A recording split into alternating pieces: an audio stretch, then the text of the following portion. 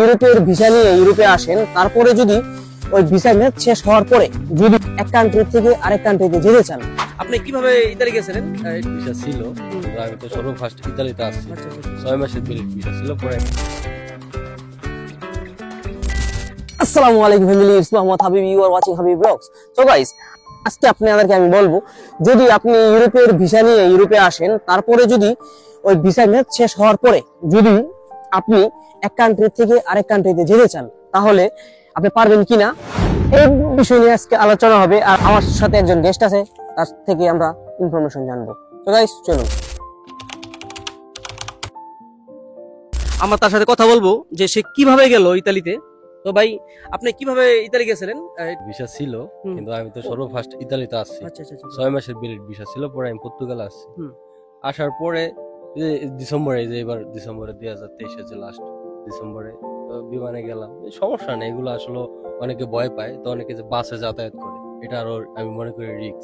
বিমানে এগুলা রিস্ক না, এই নর্মাল ভাবে সবার যেভাবে চেকিং করে আমারও করছে।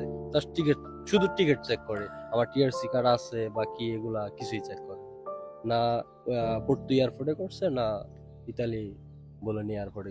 আচ্ছা, আপনার ভিসা ছিল, কিন্তু মানে ভিসার ম্যাচ ছিল না আর কি। ভিসার ম্যাচ ছিল না, কারণ 6 মাস, আমি তো অলরেডি 2 বছর হয়ে গেছে। আমি তো গেলাম এই যে কত 4 মাস আগে, ডিসেম্বরে লাস্ট ছুটি ছিল কোম্পানিতে, তখন গেছি।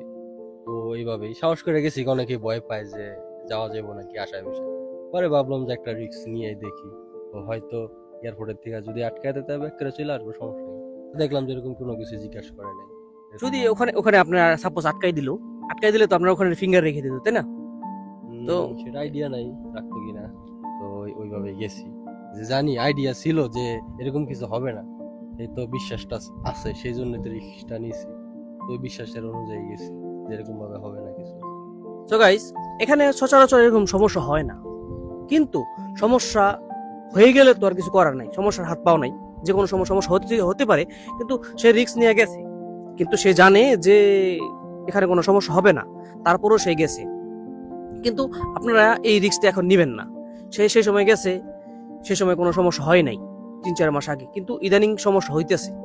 এখন তো সমস্যা হইতেছে, আপনিও জানেন, তাই না? রাইট। শুনতেছি যে আগে যেমন আমি যখন গেছি তখন এয়ারপোর্টে কোনো কিছু চেক টেক এরকম কিছু ছিল না। এখন আল্লাহ যেই যাক না কেন, আল্লাহ সেঞ্চুরি যাক আর যাই যাক, ওই আর কি স্ক্রিন সিস্টেম বসাবে যে আমি কতদিন পর্তুগালের বাইরে থাকবো বা কি আসা বিষয় এরকম শুনতেছি। আমার টাইমে ছিল না, সেজন্য আমি যাইতে পারছি। কিন্তু গাইস, যদি আপনার সেনজেনের ভিসা থাকে, যদি ভ্যালিড ভিসা থাকে, তাহলে আপনি যেতে পারবেন, সমস্যা নাই। কিন্তু উইদাউট ভ্যালিড ভিসা আপনি এক কান্ট্রিতে আরেক কান্ট্রিতে প্লিজ মুভ করবেন না। যদি আপনি পর্তুগাল অথবা স্পেনে কাগজের জন্য আসেন, অবশ্যই মুভ করবেন না। যদি মুভ করেন, যদি আপনাকে পুলিশ ধরে, যদি আপনার ফিঙ্গার রেখে দেয়, তাহলে বর্তমানে অনেক সমস্যা হবে। সো ভাই, আপনার তো এখন টিআরসি কার্ড আছে, তাই না? আপনিও তো আপনি যেতে পারবেন এখন সব জায়গায়, তাই না? জি জি, আলহামদুলিল্লাহ এখন সব জায়গায় যেতে পারবো, সমস্যা নেই। এখন তো সমস্যা নেই। কিন্তু আপনি যে এর আগে উইদাউট ভিসা গেছেন, সেই সময় তো মনের মাঝখানে একটু চিনচিন করে ব্যথা করছে বা একটু ডর করছে না? তা তো অবশ্যই, যে কোনো জিনিসে বা যে ইলিগেল বলেন বা অবৈধ যেটাই বলেন না কেন, যেটাই করেন না কেন, সেটা এক দেশে যান বা কোনো কাজ করেন, এটা তো ভয় তো করবে স্বাভাবিক। এখন তার ভয় নেই, এখন তো আর ভয় নেই। সো গাইস, এই হচ্ছে মেইন পয়েন্টটা। যদি কোন দেশে আপনি লিগ্যাল থাকেন, তাহলে অবশ্যই আপনার জন্য ভালো। লিগ্যাল বলতে হচ্ছে, থাকতে পারে আপনার টিআরসি, থাকতে পারে আপনার ভ্যালিড ভিসা। যদি আপনার ভ্যালিড ভিসা থাকে, তাহলে কোনো সমস্যা নেই।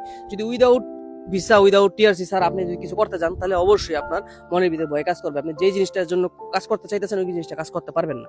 আজকের মতো এই ছিল ভিডিও, দেখা হচ্ছে নেক্সট ভিডিওতে।